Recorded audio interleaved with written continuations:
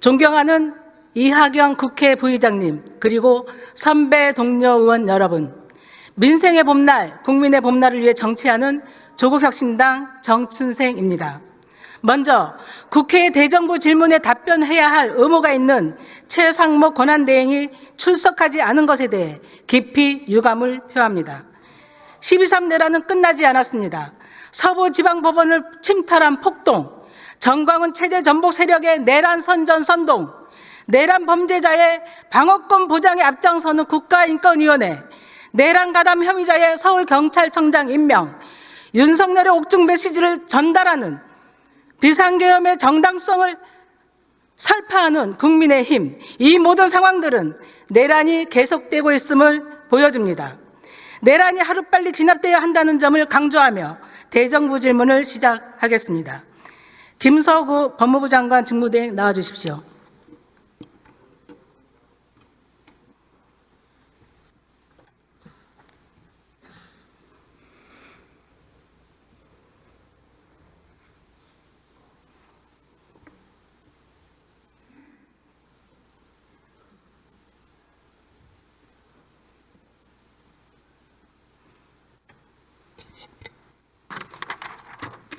잊지 말자 명태균, 다시 보자 김건희를 대내며 질문하겠습니다. 직무대행님, 네. 명태균 사건 관련 창원지검 수사보고서 보셨습니까? 당시에는 보고받지 못했고 언론 보도를 통해서 그 존재와 내용에 대해서 알게 됐습니다. 네. 윤석열과 김건희는 명태균과 280억 건의 메시지를 주고받았습니다. 불법 여론조작, 공천거래, 그리고 창원 산업단지 지정 등 윤석열, 김건희, 명태균의 범죄 사실들이 서술되어 있습니다. 정황과 증거들이 차고 넘치는데 검찰은 김건희를 수사하지 않았습니다.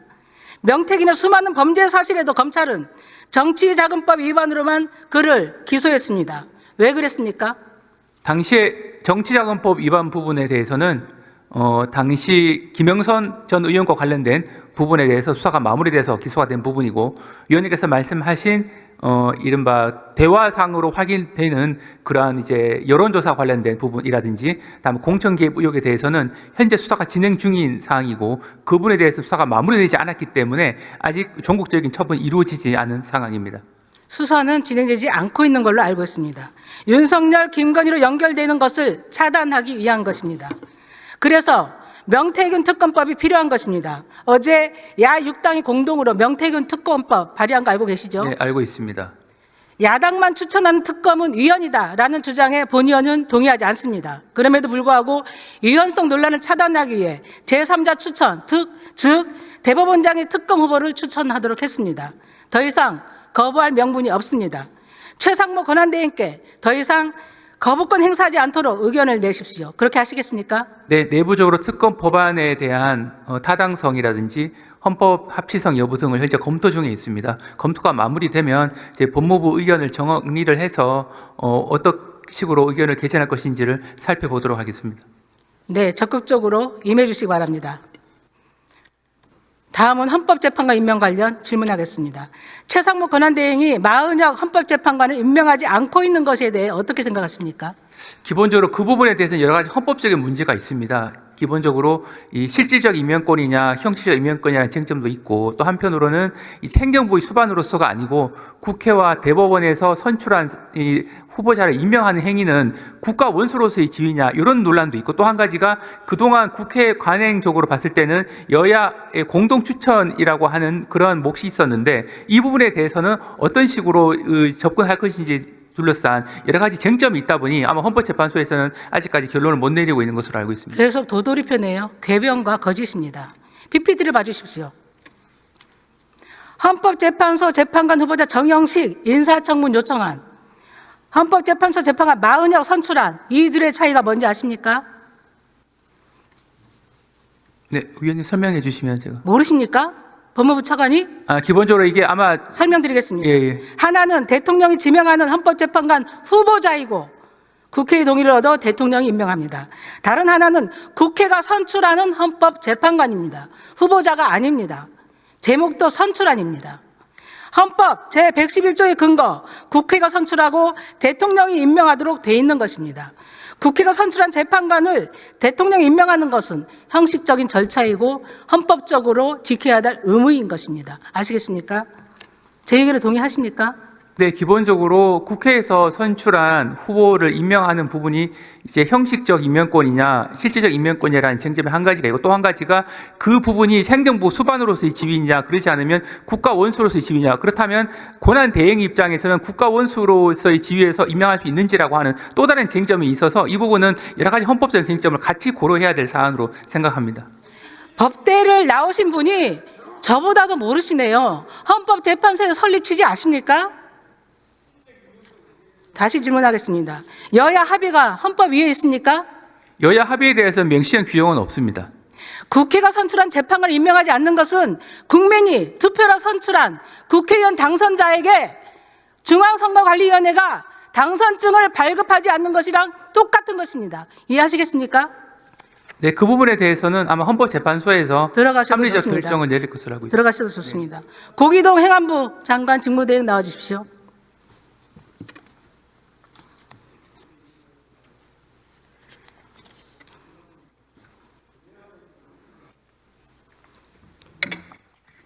네, 차관입니다. 네. 박현수 전 행안부 경찰국장이 서울경찰청장 직무대리로 임명됐습니다. 내란 가담 의혹이 있는 수사 대상자가 수사에 영향을 끼칠 수 있는 서울경찰청장 자리에 오른 것입니다. 이 인사에 대해 어떻게 생각하십니까? 지금 현재 행안부 장관, 경찰청장, 서울경찰청장 다 공석이었습니다. 말씀 주신 것처럼 서부지법 난입도 있었고 헌법재판소에 대한 여러 가지 모의도 지금 진행되고 있는 상황입니다. 언론에 공개된 것처럼 그런 상황에서 공공 안녕을 위해서 불가피하게 임명이 됐습니다. 불가피한 거 아니죠. 지금의 직무대행 체제에서도 얼마든지 치안을 유지할 수 있습니다. PPT 한번 봐주십시오. 박현수 국장은 윤석열이 비상계엄을 선포한 직후인 12월 3일 22시 32분 조지호 경찰청장과 통화합니다. 그리고 14분 뒤 국회가 완전 봉쇄됩니다. 이어서 23시 35분 경찰청 임정주 경비국장과 통화합니다. 그리고 2분 뒤 국회가 두 번째 봉쇄됩니다. 윤석열 공소장에 따르면 방첩사는 체포자가 필요하다며 국수본에 강력계 형사 100명 파견을 요청했습니다. 또 박현수 국장은 4일 0시 41분 강상문 영등포 경찰서장과 통화합니다. 이후 영등포 경찰서 형사 10명이 국회로 출동했고 수사관 81명이 광역수사대에 대기합니다. 차관님 어떻습니까? 네, 주신 내용은 지난 2달 동안 박현수 청장이 통한 내역하고 행적에 관련해서 모두 상임위에 여러 번 자주 자료를 제출했던 내용입니다. 이 상황을 보면 누가 봐도 박현수 국장은 내란 주요 임무 종사자로 의심받을 수밖에 없는 상황입니다. 아닙니까? 충분히 설명을 한 것으로 알고 있습니다. 경찰 내부에서도 많은 비판이 나옵니다. 내란 가담 의혹이 있는 인물이 서울청장을 하면 그와 함께 근무하는 하위직은 뭐가 되느냐? 범죄자를 장으로 모시라는 소리냐? 14만 경찰의 명예를 위해 스스로 물러나라고 촉구하고 있습니다. 이번 인사 대체 누가 주도한 인사입니까? 경찰청 대행하고 제가 협의를 해서 했습니다. 사실입니까? 네, 그렇습니다. 경찰청장 대행이 추천했습니까? 예, 추천했습니다. 단수로 했습니까? 복수로 했습니까? 최종적으로는 단수였습니다. 최종에 추천할 때 어떻게 했습니까? 단수였습니까? 복수였습니까? 네, 단수였습니다. 예. 그러니까 위반입니다. 보통 2배수로 해서 점검하거든요. 다음 질문하겠습니다. 최상목 대행은 지금 왜 이 시점에서 내란 혐의를 수사로 받아야 하는 인사를 경찰 서열 2위의 자리에 앉혔을까요? 조기 대선을 대비해서 내란 수사를 방해하고 경찰을 장악하려는 윤석열의 의중이 반영된 인사 아닙니까? 네, 그 말씀에 좀 동의하기 어렵습니다. 현지 경찰관의 말로 제가 대신 답변하겠습니다. 범죄자를 상관으로 모실 수 없다. 다음 부정선거 관련 질문하겠습니다. 선관위 서버 해킹 가능합니까? 선관위에서 불가능하다고. 불가능하죠. 사전 투표용지 바꿔치기 가능합니까? 가능하지 않다고. 안 되죠. 선관위가 확인하고 대법원이 판결해도 이 부정선거라는 좀비는 죽지도 않고 대한민국의 민주질서를 공격하며 선거 시스템 자체를 파괴하려 하고 있습니다. PPT 한번 보시겠습니다. 차관님, 이 장면이 어떤 상황인지 아십니까? 사전투표. 네. 네. 우체국에서 인계받은 관외 사전투표 봉투가 제대로 전달됐는지 확인하고 재봉인하는 과정을 촬영한 장면입니다. 물론 정당 추천 참관인이 입회해 있습니다. 다음 PT 봐주세요. 그런데 부정선거 음모론자들은 이 장면을 밀실에서 사전투표를 조작하는 장면으로 왜곡하여 전파시키고 있습니다. 정말 부정선거를 믿어서 그럴까요? 다음 PT 봐주십시오.